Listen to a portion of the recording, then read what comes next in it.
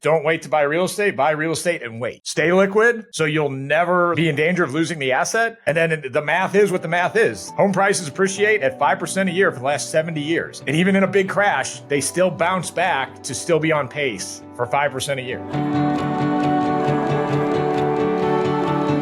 Well, Jimmy Vreeland, welcome to Truly Passive Income. Hey, Neil, how's it going? That's great. You know, we were chatting right before we got started that I met you way back in 2017 at the very first Best Ever conference. I call it the conference that changed the course of my life, but I very vividly remember you and the strategy that you were doing at the time, and you're not doing it anymore, but you were very memorable back then. So it's great to finally get to talk to you again, my friend. Yeah, I'm glad we can reconnect. Absolutely. So, Jimmy, could you share with us the moment you realized that creating wealth wasn't about the conventional paths of fame or profession, but about buying assets? And how did this revelation guide you towards real estate investing? Well, I learned it in 2005 in Iraq, reading, I used to be in the military, reading Rich Dad, Poor Dad. And before that, it was always like, to be wealthy, you got to be like Steve Jobs, be a great entrepreneur or be an inventor or be a great athlete. And, you know, I had always dreamed and wanted to be a great athlete, but it just wasn't in the cards for me. But I had a ton of fun playing sports in high school and college. And then so I was like, cool, I'm just going to, you know, maybe do a military career, maybe, you know, be an average Joe. But building wealth, I didn't think it was on my radar until I read Rich Dad, Poor Dad. Yeah. I mean, it's a very common answer. And I sort of read the book at the same time. It's not a nuts and bolts book. It's really just a mindset shift. I credit that book and the 4-Hour Workweek with kind of like completely rewiring my brain. Made me kind of miserable for a while when you're like still trying to figure out how to actually execute on it. How did you, once you'd had that shift in mindset, how did you then go about executing on that shift in mindset? So I don't know if you're familiar with the Kolbe test, Neil. It's a personality test. It's people like to learn by implementing, acting, they're fact finders, and then there's also implementers. But in this personality test, I am a 10 quick start. The only way I'm able to learn is by acting. And so when you're deployed, you don't have any expenses and you don't pay taxes. And I was getting combat pay, jump pay, all kinds of, I was making for a 23-year-old guy, I was making a lot of scratch and I couldn't spend any money, more importantly. So I was sending all my money back to my mom and brother and buying rentals while I was overseas. So I saw the concept and then just kind of jumped into it. We didn't know what we were doing. It led to several family disputes that are kind of funny now. But that's read the book and bought some houses. 2005, 2006 seems like a great time to be buying houses. And then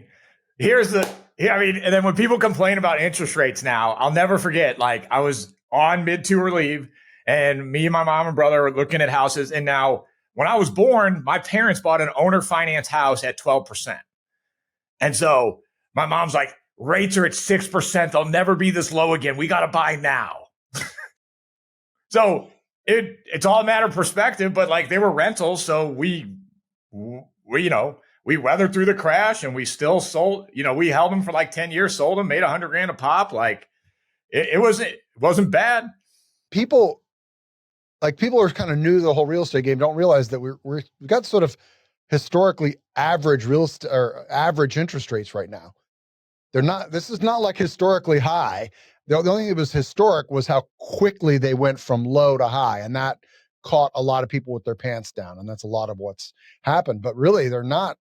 I mean, my first interest rate when I bought my first house in 2005 was 7.25%, which is essentially what they are right now. Yeah. And then I'll be honest with you. I did not enjoy 2021 and 2020 because I knew I was gambling and I knew this wasn't sustainable. So every time I hit the buy button, because I do a lot of wholesaling and flipping now, I'm just like, is this the one I get burned on? And then when those rates skyrocket, I got hammered on a few. So I prefer historically average interest rates like we're at right now. So you have successfully navigated the transition from military service to real estate mogul. Can we call you a mogul now? Now I'm just a dude who likes, I love playing games and I love running teams. And I've been blessed enough to have that opportunity to do every day. Yeah. All right. Well, I'm going to call you a mogul. You can call yourself whatever you want. How has your military background influenced your business strategies, especially in terms of like team coordination and leveraging technology? Me and my team, we got coached by a Navy SEAL called Larry Yach. I was an Army Ranger. And yes, it is a little painful to me to be saying, hey, my business and military wise, my two most influential people, I believe, are Jocko Willink and Larry Yach. So Jocko, everybody knows Jocko, extreme ownership. When Jocko came out, I was just like, oh, I know all this stuff. Like, this is awesome. I didn't understand how exactly applied to civilian life, but Jocko does such a great job of showing it how it applies.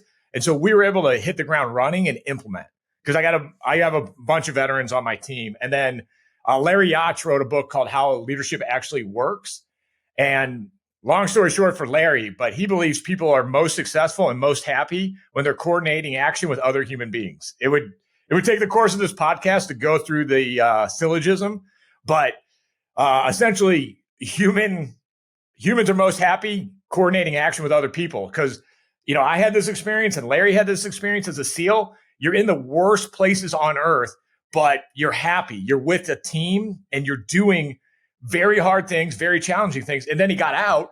He's doing easier things in more luxurious environments and he's miserable. And so he's like, what's the difference? He's like, oh, I was coordinating actions with other humans and it made essentially teaming with other people. And it's awesome. It's a ton of fun. It makes so much sense. I think back on some of the jobs that I've hated. It's often they've been bearable because I've liked working with the people. Like, the job has been terrible. Retail, customer service, like whatever, like the kinds of jobs that are just mind numbing. And I've stayed with them for years because the people were cool.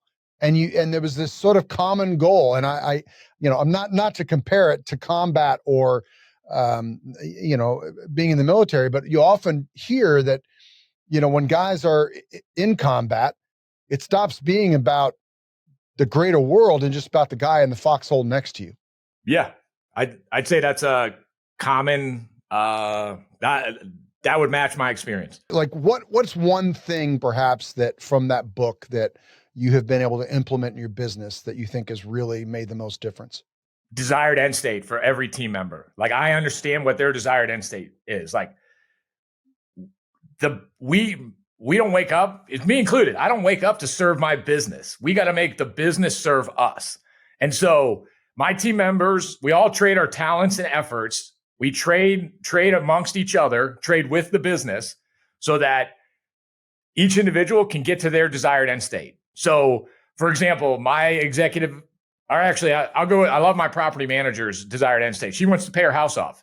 And now she's heard what I say about leverage. She's heard, but she wants her house paid off. And so she gets a profit share from the business. I without interfering with her privacy, I have a rough timeline of when she'll have that target done. But her desired end state, she shows up every day. She's got a great garden in her backyard. She loves that house. She wants it paid off. She wants it to be hers. And so what Larry shows is that you have to have a desired end state. And all humans do is get together, trade talents and services, and they help each other get to their desired end state. And so I know each and every one of my team members' desired end state. They know mine. And so that creates a level of vulnerability and authenticity that we all want to work together. And, we're not going to let each other down. Now, is it, when you say desired end state, is that a desired end state in their own personal life or within the company? Both. So we have a corporate desired end state and we have a personal desired end state. Got it. And how often do you guys review those kinds of things? Every week, at our weekly L10, we run on EOS. So we've mashed and mixed together SEAL team leaders and EOS. Gotcha. So when I first met you, you were doing, your company, you were doing lease option sandwiches. We were in the height of the Great Recession. Well, not the height of the Great Recession, but we were sort of on the tail end of the Great Recession. We were kind of coming out of it. everybody was still scared. Yeah, everyone was still going. Everyone was thinking real estate was still kind of scary. But so what are you doing now? You said you're doing turnkey, correct? Yeah, we do turnkey, and your passive investors will love this. Turnkey and we call them Berkeys and creative deals, passive creative deals. And so, and are you in particular, you were based in St. Louis, as I recall before. Are you still in St. Louis? Yeah, St. Louis and Little Rock. We are expanding to Little Rock this year. Okay. And your home base is St. Louis, but the markets you're doing are St. Louis and Little Rock? Yes, sir. Okay. Got it.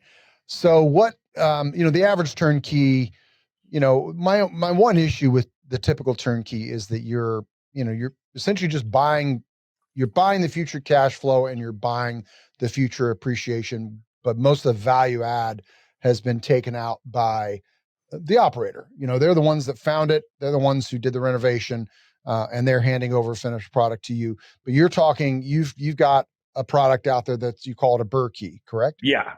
Yeah. Right. I mean, so we wholesale a lot too. And I started doing the math, and I'm like, wait, my local wholesale buyers, what do they want? They want a house that they're all in at 80%. They'll flip it or they'll keep it as a burr. And then I had my out-of-state buyers, the turnkey buyers, so turnkey is awesome. Turnkey, that appreciation with 5% a year and the rent increases, it's a great asset, but it's not a perfect asset. And here is the problem with every turnkey person's people building a turnkey portfolio. Any idea what it is, Neil? So I would say lending for the average person, that would just top of my head, is that a lot of people kind of run up against the lending limits. You mean the 20 golden tickets? Yeah, essentially. Yeah. So the reason turnkey really works is macroeconomic factors mixed in with other people's money. And so we can get into that. But so what I found working, we've turnkeyed around 800 houses. But what I found, like my best buyers, they're like, they buy like 7, 8 for me in a year. I'm like, hey, it's the new year. You ready for another 7 and 8? Like, Jimmy, I'm out of money.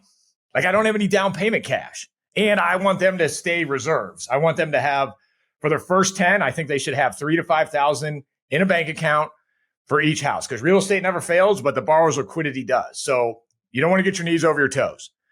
So then I'm like, wait a minute, I'm selling all these wholesales to bird deals or to local guys. I'm like, why wouldn't I just sell these bird deals to my out-of-state passive investors? And so that's what we started doing. Very good. Okay. So what does it look like for the typical passive investor? Do you have are you calling them up with 10 options of houses they can buy in Little Rock or St. Louis?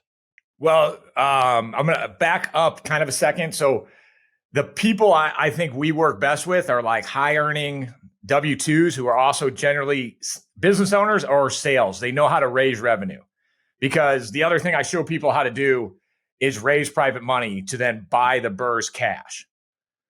Okay, interesting. All right, you buried the lead there.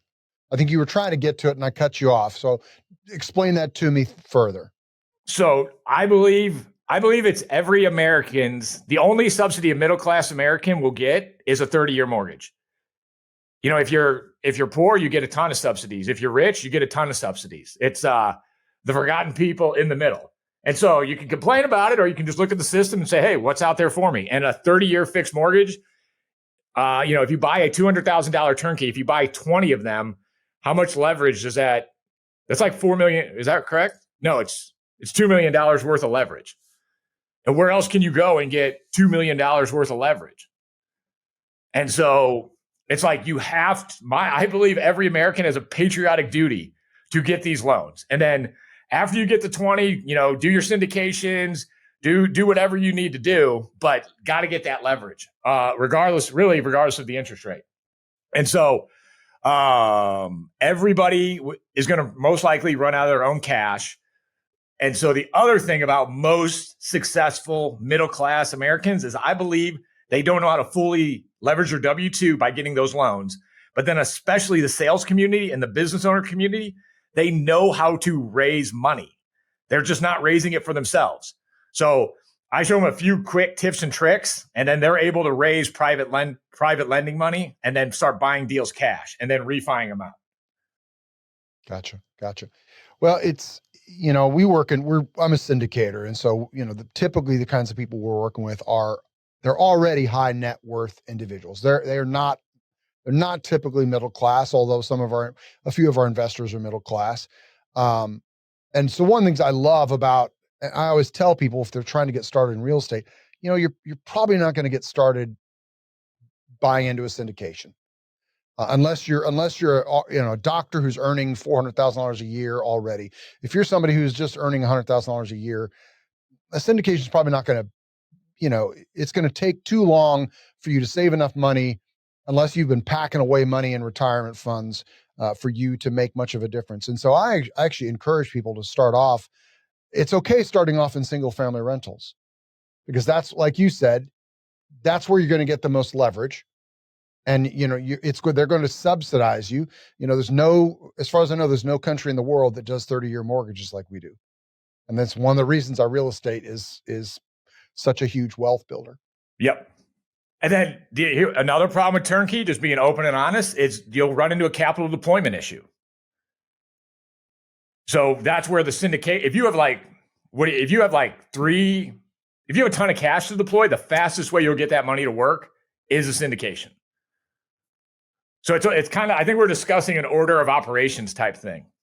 Yeah, totally. And that's kind of how I got started. I didn't, it was one of the reasons it was probably not such a great idea for me to go to that best ever conference in 2017, although I'm glad I did, because I went in and also, syndications. Oh my God, I got to figure out how to invest in syndication. And then you start running into, things like accredited investor. What's an accredited investor? Oh, I'm not an accredited investor and I can't do that. So how do I get to become an accredited investor? Well, I start building a portfolio of single family rentals. And eventually that's going to get to the point where the equity in that is equal to $1 million. And guess what? Now I'm an accredited investor. And I've had a few buyers that's what they've done to get their accredited status. Yeah. It just takes time, and Americans are not so patient. I had a funny discussion about this with my ads guy. So he's like, keep pushing me like, Jimmy, get an offer that's like a microwave so people know they can make money right now, right? So, I could teach a wholesaling course, which I don't want to do because I think it's boring. And then we can get into wholesaling a little bit. But I was just like, no. Like, that's people who need microwave money, we will not work with. Like, I don't want to do that. Like, this isn't I'm not selling ketones. I'm not selling how to lose 20 pounds through a course with ketones. I'm selling a course about building wealth, and there has to be a time horizon. Yeah. No, it's, everybody wants it to happen yesterday. And then the reality is, real estate's not a get rich fast, it's get rich slow. Well, name one thing where you get wealthy fast. Luck. No, I mean, I would say like the lottery, you're rich, you're not wealthy. Okay. And the data on lottery winners is atrocious. And then even like you could say like, oh, Pat Mahomes, he's only 27. He got rich quick. Like, no way. I guarantee that he was grinding since he's been 7 years old. Yeah. Look at Taylor Swift. Taylor Swift's a billionaire now who knew what she wanted to do at age like 8 and has been relentlessly pursuing it since she was 8.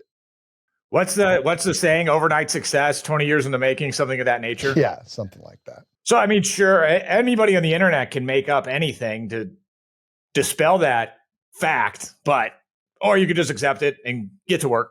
So you're in the single family market, so you really have to have, and you're working investors, you really have to have your eye on the macro economics in the market. And I've heard you speak recently about these topics, so I want to broach it with you. How do you analyze the current real estate market cycle, and what indicators suggest to you where we are in the cycle? I mean, there's one overall thing. There's no supply. The first, 4 cycles of a market, the cycle before recession is hyper supply. And There's no supply. Like our direct to seller business, like it's fun, but we are getting creative on how we're getting inventory.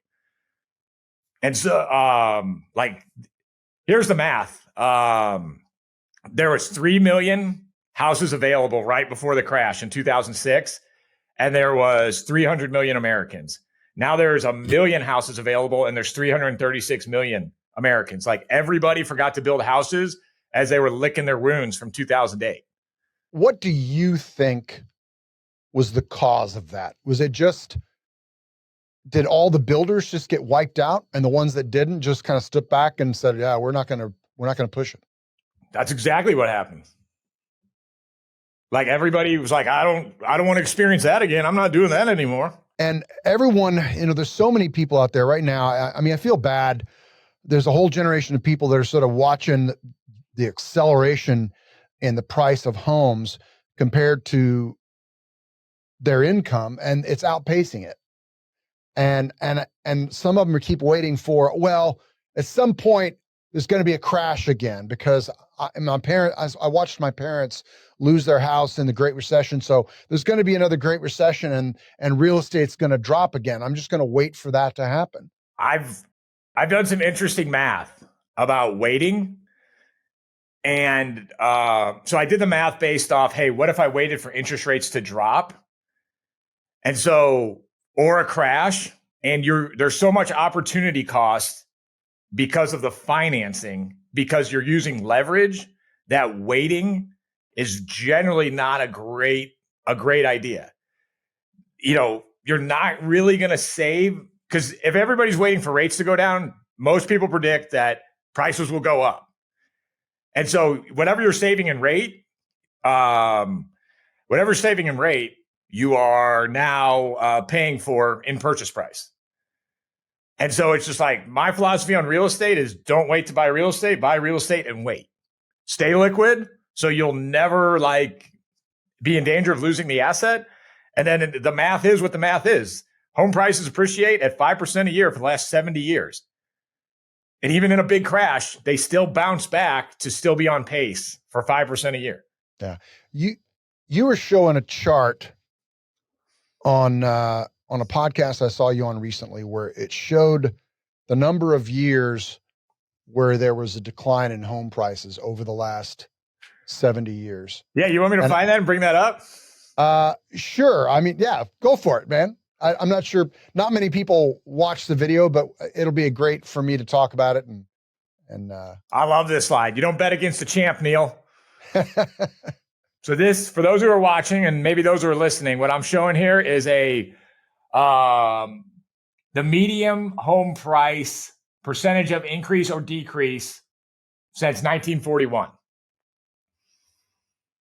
And the reason you say don't bet against the champ, there's only been 6 years where the median home price in the United States has gone down. And 5 of those years were during the Great Recession. Yeah. I mean, so you're talking that the little area with the nice long period of red in there, that's what, 5 years? Yep. And then outside of that, there was only 1 year. Is that what I'm seeing? Correct? Is that what I'm seeing? Yeah, you're seeing exactly correct. Yeah. And not to say, you got to be careful in saying that, oh, well, real estate only goes up. But the data kind of shows real estate mostly only goes up. You can look at the other side of the coin. The American dollar is always going down because they're printing it. They're continuing to print more money. So I'm not sure if real estate goes up based off inflation. It still goes up, not always. But here's what I know. I know there's certain certainties. It's that the government will continue to print money. Like there's nothing that's really going to ever be done about this inflation issue. It just is what it is. And so I don't know a better hedge than in real estate. And then the funniest thing for me in my rental portfolio is my 360th payment. I can't wait to pay the bank back in worthless dollars. That's always amused me. Yeah, because that payment is based on an agreement you made 30 years ago. Yeah, exactly. Yeah. I was not this is as close to politics as we'll get, just looking at the overall way our government works. Is I always compare it to, we're sort of like a business where like half the managers want to just cut revenue and the other managers just want to raise expenses. And they can't ever, and nobody will ever really do what they really need to do, which is, as a business owner, you need to cut expenses and increase revenue. And because they're never going to do it. There's no way. It's political suicide for either side. So we're constantly caught in this, like you said, they're just going to keep printing money. But now, this is an idea I got from Ray Dalio, but I don't know if you've seen his YouTube video, How the Economic Machine Works. It's at the end of the video. Like, the only solution to this is to become more productive. And that's a great thing about being American. Like, we are the most creative. When our back's against the wall, we figure it out. And so it's like, all right, we're in a pickle. We're just going to outproduce it. We're going to figure it out. So that's why I'm generally always an optimist. I'm in the same boat. I remember the first time my dad sat me down and taught me how to just invest in the stock market. It was just a mutual fund, all that. And he said, a lot of people are afraid to invest in anything, stock market, whatever. It's like, oh my God, what happens if it all crashes? And he says, well, if it all crashes, you're not going to be worried about your stock portfolio. You're going to be worried about a lot more fundamental things than that. And it really won't make any difference. So, like you said, don't bet against the champ, bet on the champ, and chances are you're going to win. And if you lose, then you wouldn't have won anyway, because the whole world has come apart. Yeah. I mean, there's some major catastrophic things have to happen. And that's why I really believe real estate works, is because here's why I think it's really hard to get wealthy with traditional financial planning. It's all on you. It's all, you're either tax deferred or after tax dollars. And I don't think you can get wealthy that way. Now, if you can learn to responsibly be a steward of other people's cash, the sky's the limit. And if you look at the wealthiest people, they're able to steward other people's cash. Yeah, my partner Clint and I often describe it as, you have to play offense. You can't play defense. I mean, and the traditional way of retirement, it used to be, when they created the 401k and the IRA, that was supposed to be one leg of a three-legged stool. It was going to be, 401k, Social Security, and pension funds. Well, as soon as companies started contributing to your 401k, well, they got rid of pensions right off the bat. And I'm not as pessimistic about the future of Social Security as other people, but still, it's down to a two-legged stool. And most people have not done a great job of playing offense in their 401k when they're in their retirement funds. I think it's a little bit designed that way because, you're giving that responsibility to your financial planner or the corporate financial planner guy. And so I think that's another reason why I think you're seeing that phenomenon. When you say giving responsibility, I mean, who are you talking about giving responsibility to? The average planner or? Yeah. Like, you're not doing your homework. You're not looking with these alternative investment classes, which are out there. They're everywhere. They're hiding in plain sight. But, you just got blinders on, say, hey, I'll let my financial guy do it. And I'm sure they do a great job for what they're told to do or what their licenses allow them to do. But I had never thought of it that way. Like, essentially alternative investing, like what, you and I do, it's a third leg. So what should the fourth leg then be? Liquid savings? Yeah. I mean, that's essentially just cash. The whole financial advisor industry, I mean, not to knock them, but there's a couple of reasons they never really point people in the direction of alternative assets. One, because they can't sell them. Well, their licenses prohibit it too. Correct. And so they're usually going to, and they're paid often based on how much either commissions on you buying and selling those equities, or they're paid on your net worth of like how much money, assets under management you have. So they're not going to really be all that keen on you taking some of that money away and putting it into some alternative asset. I always tell people, look, invest in mutual funds. Sure, put your money in Vanguard Index 500. It's low fee, but set aside some money to play offense with. I agree with that completely. So, given how severely short on houses we are in this country, how should investors adjust their strategy to capitalize on that scarcity? That's a great question. I mean, single family. Like I said, I got rich in my niche, and so I'm not in with multifamily. I don't know that much to speak that intelligently about it, but I think what's going on with single family is, remember how when you and me grew up, there was like Tom's hardware store in every town, right? And now it got institutionalized, and Home Depot and Lowe's just institutionalized everything. I think the same. I think if you buy now, you're on the ground floor of that in single family, of it becoming an institutionalized asset. And so 30 years from now, 10 years from now, when you want to sell it, you're going to sell it off as an institutional asset. And then part of me, since there's no inventory, like, get as much as you possibly can while they're still getting, because part of me is like, as a turnkey provider, I might be put out of business because hedge funds are going to scoop everything up. I'll just become a wholesaler and sell to them. But the turnkey game, could go away. We'll still manage properties, and those properties will continue to climb in value. But it's the new inventory in the future that kind of concerns me the most. Yeah. Well, and the concern is that, I mean, we talk about this a lot, is, we're going to become a renter nation.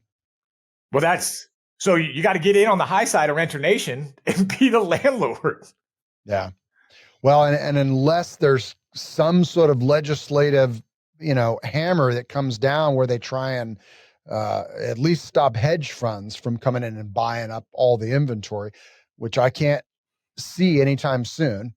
Well, if you in my reading of American history, there's the man, right? Like John D. Rockefeller, Bill Gates, all those type of guys. I think the safest place to be is the level right below that guy. So you're not like a target for the government. Like when they took Standard Oil and made Rockefeller break it up, it like tripled his net worth. But they're like, we got the big guy, and he's like, okay. So that's all the hedge funds will do, is like whatever's defined as a hedge fund, they'll stay a line below the hedge funds and continue to buy these assets. Like, because there's no other asset out there where you win in four ways: with appreciation, cash flow, the ability to use leverage, and tax advantages. And people know that, and they want it. Yeah. What's your prediction on interest rates over the next 12 to 18 months? I don't know. I don't care.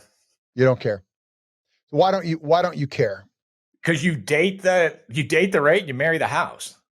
I personally think rates going down will be horrible for investors. What I've been selling to people is like, hey, dude, once it goes below 6%, the funds are coming back in, and then you're out. Yeah, anybody who's been in, I don't syndicate multifamily, but I know a lot of multifamily syndicators, and that's how a lot of them got into trouble because rates were so low, they were having to compete. I mean, it's just absurd. I mean, 28 offers on a multifamily project, and they were having to basically just drop trowel to get in and just acquire the deal. And so then they started getting into these absurd rates and adjustable rate mortgages and things like that. And that's really where they got into trouble. And I'm in self-storage, we're kind of quietly over here in the corner. Like it's not such an unknown asset anymore, but and the interest rates going up has certainly slowed us down a little bit, but it's also like, there's not as much competition anymore. Well, like when all this was going down in 2021, like I thought it was awesome, but I thought for single family 30-year fixed mortgages, it wasn't that scary. But for multifamily, you're looking for deal flow. Maybe you're a really responsible investor and you're running your numbers at a reasonable interest rate, where the guy next to you is unreasonable. Sure, he'll default in 5 years, but he'll overpay and he'll get the project today because he's not running his numbers at reasonable interest rates. All right. Last question.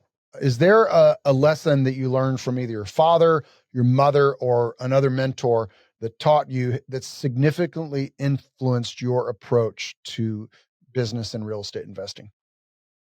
one of the I'm very tight with both my parents, both of them, lots of lessons. But I think the story I like to tell the most is in high school basketball. Like I was a sophomore on varsity, so I thought I was super awesome. I thought my, whatever didn't stink, and I wasn't gonna get enough playing time. And so like I was complaining to my mom, and I'm like, the coach sucks. I'm not getting enough time. And she's like, whoa. She's like, you don't dribble well enough to play enough. And so she got me 2 chairs and a blindfold. And she's like, 20 minutes a day, you're going to dribble around these chairs blindfolded. And so like my parents were this great mix of expectation, empathy. Like it was a perfect masculine, feminine mix. But like, I always knew I was special because of my mom. But like the fact that she didn't be like, yeah, Jimmy, that coach, he's a big meanie. So it's like a version, it's maternal extreme ownership. Like, so I like to think back to that moment and be like, I didn't get what I wanted. What happened? What could I do to get better? And so that's blindfolded basketball.